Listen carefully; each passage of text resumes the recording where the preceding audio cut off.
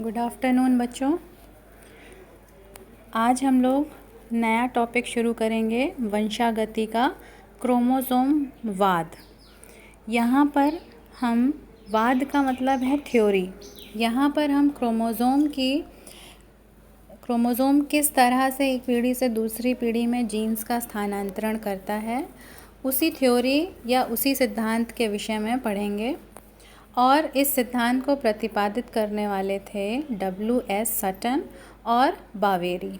इन्होंने गुणसूत्रों का अध्ययन किया और उस दौरान इन्होंने ये पाया कि इनका व्यवहार और मेंडलीय लक्षण, जो मेंडल के हमने नियम पढ़े, मेंडल ने जिस तरह से अपने सिद्धांतों का या अपने नियमों का की विवेचना की है, उसको जो है उसमें और गुणसूत्रों के व्यवहार में एक समानता इन्होंने पाई।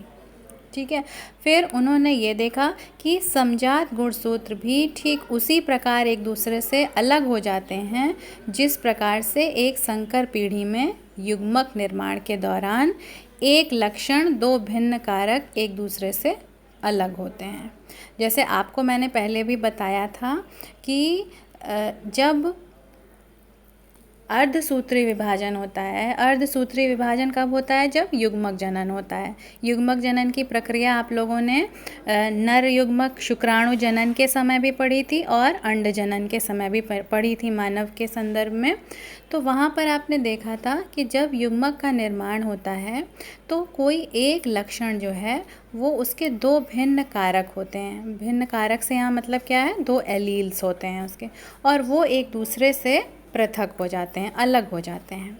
ठीक है। और फिर जो यही अगुणित का मतलब क्या हुआ? n, जिसको हम स्मॉल n से प्रदर्शित करते हैं इस प्रकार से, वो अगुणित नर और मादा दोनों युग्मकों के केंद्रक फिर बाद में पुनः जब संयोजित होते हैं और संयोजित होकर का क्या बनाते हैं? युग्मनज। तो उसमें युग्मनज में फिर से यही समजात गुणसूत्र फिर से जोड़ी में आ जाते हैं। और जब ये अर्धसूत्री विभाजन में यानी युग्मक जनन होता है तब उस दौरान ये अगुणित हो जाते हैं, यानी कि जोड़ियों में नहीं रह जाते, आधे हो जाते हैं।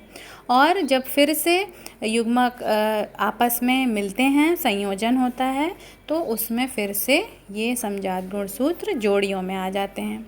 तो युग्मनज चूँकि द्विगुणित होता है, तो अपने इन्हीं निष्कर्षों के आधार पर उन्होंने कहा कि जीन वर्ड बाद में यूज़ हुआ है। पहले मेंडल ने जब अपने नियमों का प्रतिपादन किया या जब उसका अध्ययन किया, तो चूँकि वो उस वक्त जीन से परिचित नहीं थे, तो उन्होंने जीन के स्थान पर एक नया वर्ड यूज़ किया था जिसको हम कहते हैं कारक या मेंडलीय कारक।